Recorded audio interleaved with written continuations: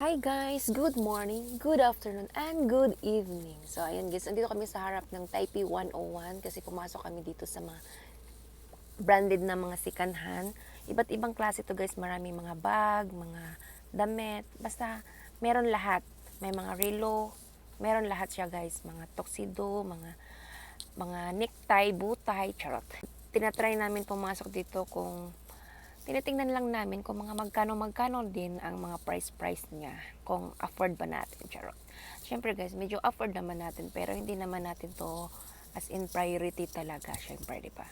Siyempre tayo guys, saka naman tayo bibili pag kailangan talaga. Pero maliban na lang din sa iba kasi guys, di ba mahilig sila mangolek ng mga branded na mga klaseng iba't ibang klase ng mga branded na mga gamit. Guys, nag-ikot-ikot na lang muna kami dito, nagpapalipas oras, charot. Gustong pumunta dito guys, baka mayroon kayong magustuhan, charot. Andito po yan sa Breeze Mall, sa may 4th floor. Mabilis lang naman hanapin guys. Guys, medyo nahiya din ako guys kasi ang bitbit ko is plastic doon sa gilid-gilid lang guys ba. Pero okay lang yan guys. Kasi wala lang malagyan yung nabili ko. Kasi yung bitbit ko na paper bag hindi kasya sa nabili ko. Kaya ayan, wala tayong choice guys, no? Plastic lang talaga ang ating nahugot. Thank you for watching. Bye-bye!